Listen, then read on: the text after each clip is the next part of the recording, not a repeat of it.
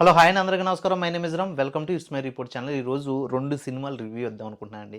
ఆ 2 సినిమాలు కూడా ప్రపంచ లెజెండరీస్ తీసిన సినిమాలు. ఒకటి స్పీల్బర్గ్ అయితే, రెండో వ్యక్తి మన ఇండియన్ సినిమా దిగ్గజం సింగీతం శ్రీనివాసరావు గారు. ఇద్దరూ కూడా ఫ్యాంటసీకి అండ్ సైంటిఫిక్ థ్రిల్లర్ మూవీస్కి అండ్ కొత్త కాన్సెప్ట్స్కి వాళ్ళు పునాది వేసిన వ్యక్తులు. అతను హాలీవుడ్ అయ్యి ఉండొచ్చు స్పీల్బర్గు, ఇతనికి ఇండియన్ డైరెక్టర్ అయ్యి ఉండొచ్చు సింగీతం శ్రీనివాసరావు గారు. వీళ్ళిద్దరి మధ్య ఆ తేడాని నిన్న 12వ తారీఖున మరి యాదృచ్ఛికం అనాలా లేకపోతే నిజంగా దైవ సృష్టి అనాలో తెలియదు కానీ ఇద్దరూ కూడా ఈ వరల్డ్కి సంబంధించిన విషయాన్ని మళ్ళీ గుర్తు చేస్తూ ఇద్దరూ కూడా ఇంచుమించు కాన్సెప్ట్లని రిలీజ్ చేశారు. మీరు చాలామంది ఈ సినిమాలు చూసి ఉండకపోవచ్చు, చూసి ఉండకపోతే ఖచ్చితంగా ఆ 2 సినిమాల్ని మీరు ఒకసారి చూడడానికైనా ట్రై చేయండి. ఎందుకంటే 2 సినిమాలు కూడా ముసలి వ్యక్తులు కాబట్టి ఇప్పుడున్న జెన్‌జీస్‌కి గానీ లేకపోతే కొంచెం ఈ లైఫ్‌లో బిజీగా ఉండే వ్యక్తులు అంత ఇంట్రెస్ట్‌గా పెట్టి చూడకపోవచ్చు.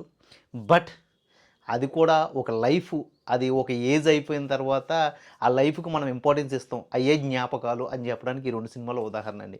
ఒకటి ఫస్ట్ స్పీల్బర్గ్ గురించి మాట్లాడుకుందాం. స్పీల్బర్గ్ వచ్చేసి 'the disclosure of the day' అంటే ఈయన ఫస్ట్ నుంచి కూడా ఈ ఏలియన్స్ మీదో లేకపోతే డైనోసార్స్ మీదో లేకపోతే అడ్వెంచర్స్ మీద సినిమాలు తీస్తూ ఉండేవాడు స్పీల్బర్గ్. అటువంటి వ్యక్తి ఆ ఏలియన్స్ భూమి మీద ఉనికి ఉంది, అవి భూమి మీద కొంతమంది వ్యక్తులు వాటిని బంధించి వా ఆ ఏలియన్స్ మీద రీసెర్చ్లు చేస్తున్నారు. అమెరికా ఏరియా 51 అనేది నిజంగానే ఉంది. ఓకే, ఇది అమెరికా గవర్నమెంట్ దాస్తుంది అనే దాన్ని కల్పిత కథతో అయితే ఆయన ఒక సినిమా తీశాడు. ఆ సినిమాలో ఏలియన్స్ కొంతమంది మనుషులకి అవి అతీంద్ర శక్తులు ఇచ్చాయి. దానివల్ల ఏలియన్స్కి ఎప్పుడైనా ఆఘాతం కలిగినా లేకపోతే వాటికి ఏవైనా ఎఫెక్ట్ కలిగే విధంగా ఈ మనుషులు చేస్తే ఖచ్చితంగా వాటి శక్తిని మనుషుల ద్వారా అవి చేయించుకుని వాటి ఉనికిని అది కాపాడుకుంటాయనే విధంగా వాళ్ళైతే ఒక సబ్జెక్ట్ని రాసుకుని స్పీల్బర్గ్ ఒక సినిమా తీశాడు. ఆ సినిమా నిజంగా జరిగిన కథకి కొంచెం కల్పిత పాత్ర. అదే 2020లో ఈ అమెరికాకి సంబంధించిన ఒక సైంటిస్టు, ఒక రిపోర్టరు కలిపి బయటకు వచ్చేసి ఏలియన్స్ యొక్క విజువల్స్‌ని కొన్ని రిలీజ్ చేశారు. అయి ఏ వీడియోస్ అని చెప్పడానికి కూడా లేకుండా అప్పటికి వీడియోస్ లేవు కాబట్టి ఆ కంటెంట్ గ్రాఫిక్స్ చేశారని కొంతమంది, లేకపోతే రకరకాల కథనాలు వచ్చినా కూడా ఆ కంటెంట్ అయితే రిలీజ్ అయింది. దీని మీద అప్పుడు ఉన్న ప్రెసిడెంట్స్ గురించి అడిగితే ఒక ఒబామా కానీ లేకపోతే ట్రంప్ కానీ లేకపోతే బైడెన్ కానీ వీటి మీద మీకు మాట్లాడడానికి అర్హత లేదు. అండ్ మాకు కొన్ని పవర్స్ అయితే మా గవర్నమెంట్లో మా ప్రెసిడెంట్స్ కూడా లేవు. సో మేము ఇంతవరకే చెప్పగలం. ఏలియన్స్ గురించి అది ఒక అద్భుత సృష్టి, దాని గురించి అమెరికా తీసుకునే నిర్ణయాల మీద మాకు ఫుల్గా రైట్స్ లేవు అంటూ వాళ్ళ మాటలను అయితే దాటేశారు. ఓకే, దాని మీద ఇప్పటికీ కాంట్రవర్సీ నడుస్తూనే ఉంది. అదే సబ్జెక్ట్ని పట్టుకుని 'the disclosure of the day' అనే ఒక సినిమా తీశాడు స్పీల్బర్గ్.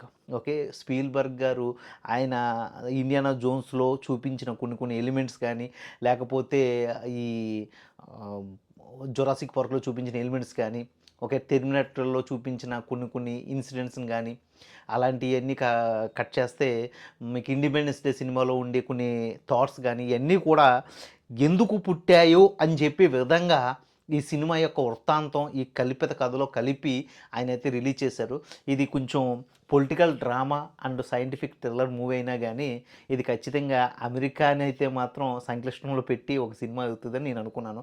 బట్ అది చాలా జాగ్రత్తగా తీసి ట్రంప్కి కానీ లేకపోతే గవర్నమెంట్స్కి కానీ ఇబ్బంది పెట్టే విధంగా అయితే మాత్రం ఆయన వెళ్ళకుండా ఆ సినిమా తీశారు ఆయన. ఓకే, ఇది 'the disclosure of the day' యొక్క రివ్యూ. ఈ రివ్యూ మీకు అర్థమైందంటే ఖచ్చితంగా ఆ సినిమా మీద మీకు ఒక క్యూరియాసిటీ వచ్చి ఉంటుంది. మీరు చూస్తే ఖచ్చితంగా ఇష్టపడతారు. అది ముఖ్యంగా క్లైమాక్స్ వీక్. ఎందుకంటే క్లైమాక్స్ కోసం ఆయన రాసుకున్న పాయింట్ అంతా కలిపితే క్లైమాక్స్‌లో జస్ట్ ఆ విషయాన్ని రిలీజ్ చేయడమే క్లైమాక్సు అంటే ఆ క్లైమాక్స్ అందరికీ తెలిసిన విషయమే కాబట్టి అందులో ఎక్కడైనా ఎమోషన్ గానీ లేకపోతే ఒక సైంటిఫిక్ విషయాన్ని తెలపడం గానీ లేదు కాబట్టి కొంచెం డిసప్పాయింట్ అయ్యి బయటకొచ్చేసాం. దానివల్ల అక్కడెక్కడో కూడా ఆ మార్క్స్ ఏదైతే ఉన్నాయో ఆ మార్క్స్ కొంచెం డిసప్పాయింట్ అయిన స్పీల్బర్గ్ గారు నెక్స్ట్ మీ యొక్క 'అవతార్' మూవీ లేకపోతే ఇంకేదైనా అదే మీ బెస్ట్ మూవీకి ఇంకో మంచి పునాది అవ్వాలని కోరుకుంటున్నాను. అలాగే 'సింగీతం శ్రీనివాసరావు' గారి సినిమా. సింగీతం శ్రీనివాసరావు గారంటే హాలీవుడ్ నుంచి ఇన్స్పైర్ అయ్యి చాలా సినిమాలు తీశారు. అయన్నీ పక్కన పెడితే సింగీతం శ్రీనివాసరావు గారంటే మన ఇండియన్ సినిమాకి కొత్త కొత్త విధానాలు అంటే ఇలాంటి సినిమాలు కూడా తీసి హిట్ కొట్టొచ్చు. దానివల్ల ఇటువంటి సినిమాలు కూడా తీయండిరా బాబు. హాలీవుడ్ నుంచి వచ్చే ఒక యాక్షన్ మూవీ కాదు, ఒక సోషియో ఫ్యాంటసీ మూవీ, ఒక సైంటిఫిక్ మూవీ, ఒక జేమ్స్ బాండ్ మూవీ లాంటివి కూడా ప్లాన్ చేసి తీయొచ్చు అని చెప్పే విధంగా సింగీతం శ్రీనివాసరావు గారి సినిమాలు ఉండేవి. 80స్లో మీకు ఎవరికైనా తెలియకపోతే సింగీతం శ్రీనివాస్ గారి మూవీస్ అని కొడితే చాలా మంచి మంచి సినిమాలు మీకు తారాసపడతాయి. అందులో సింగీతం శ్రీనివాసరావు గారు 95లో ఉన్నారు. ఇప్పుడు ఆయన ఏజ్ 95. అటువంటిది కల్కి మూవీ కోసం అతను ఏదో రైటింగ్ విషయంలో హెల్ప్ చేశాడని, స్క్రీన్ ప్లే విషయంలో హెల్ప్ చేశాడనేసి నాగ్ అశ్విన్ గారు ఖచ్చితంగా సింగీతం శ్రీనివాస్ గారితో ఒక సినిమా తీయించాలి ఈ వయసులో కూడా అనేసి ఆయన కథనే తీసుకుని ఒక ఎగ్జిక్యూట్ చేసే విషయంలో సింగీతం శ్రీనివాస్ గారికి ఆ డైరెక్షన్ డిపార్ట్మెంట్లో హెల్ప్ చేస్తూ ఒక సినిమా అయితే తీశారు. అదే సింగీతం. ఈ సినిమా యొక్క వృత్తాంతం ఏంటంటే, ఒక ఊరిలో జరిగే సమస్యకి ఆ ఊరు దేవుడికి మధ్య ముడిపడిన కథాంశం. అయితే ఆ సమస్యలో ఎక్కువగా ఊరు వాళ్ళు ఈ స్వార్థానికి లేకపోతే వాళ్ళ యొక్క భావాలకే విలువలు ఇస్తారు కానీ ప్రపంచానికి లేకపోతే ఈ ప్రకృతికి విలువ ఇవ్వకపోతే ఎటువంటి పరిస్థితుల్లోకి మన భూప్రపంచం వెళ్ళిపోతుంది అనే విషయాన్ని ఒక ఊరితో స్టార్ట్ చేస్తే అది ప్రపంచానికి విస్తరించే విధంగా అయితే మాత్రం ఆ సినిమాలో వృత్తాంతం చెబుతూ ఉంది. అందులో కుబేరుడు పాత్ర పెట్టుకుని ఓ కుబేరుడు దేవుడు అనేవాడు శపిస్తే ఎటువంటి పరిస్థితులకు వెళ్తుంది అనేది సినిమా.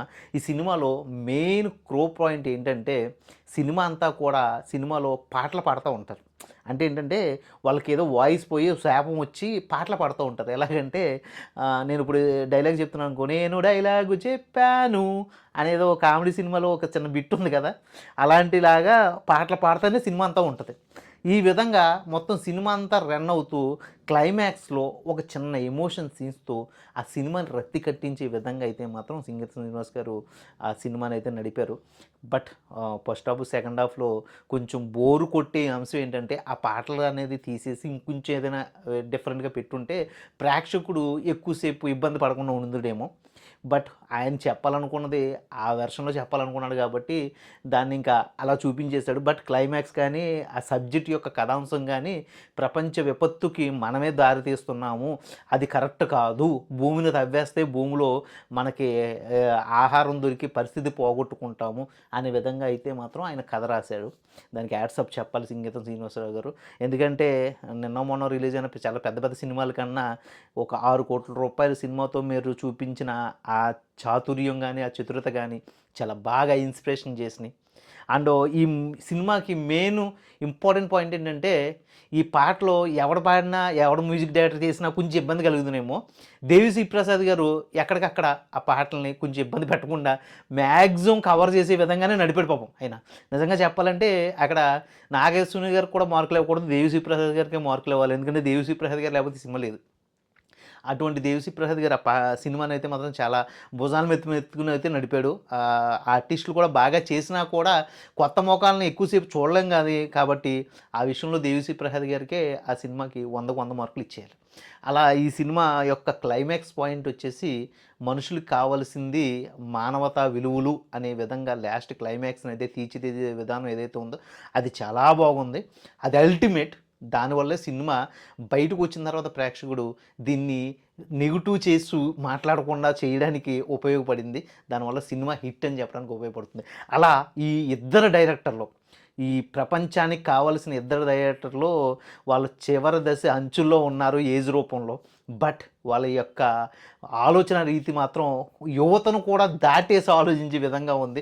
ఈరోజు 19 ఏళ్ళ యువకుడు ఆలోచించే విధానం ఎంత స్పీడ్గా ఉంటుందో ఒక స్పీల్బర్గ్, ఒక సింగీతం శ్రీనివాసరావు గారి యొక్క విలువలు, వాళ్ళ యొక్క ఆలోచనలు అంత గొప్పగా ఉన్నాయని చెప్పడానికి ఇంకా అతిశయోక్తి లేదు. ఇంతకన్నా రివ్యూ ఇవ్వలేము. ఇది నేను సింగీతం శ్రీనివాసరావు గారికి స్పీల్బర్గ్ మూవీకి మధ్య ఇచ్చే రివ్యూ. ఈ రివ్యూ కనుక మీకు నచ్చినట్లయితే ఫస్ట్ ఆఫ్ ఆల్ ముందు సినిమా చూడండి. నాకు సబ్స్క్రైబ్ కాదు, ఫస్ట్ ఆఫ్ ఆల్ సినిమా చూడండి. సినిమా చూస్తే మీకు అర్థమవుతుంది నేను చెప్పే కథ ఏంటి, నేను చెప్పే ఆ రివ్యూ ఏంటి అనేది. ఒకసారి సినిమా చూస్తే మీకు అర్థమవుతుంది. ఈ బిజీ లైఫ్ని పక్కన పెట్టి ఒక్క 2 అవర్స్ ఏదో ఒక సినిమా కేటాయించి ఖచ్చితంగా సినిమా చూడండి. మీ విలువలను మీరు కాపాడుకోండి. అదే నా ఆకాంక్ష.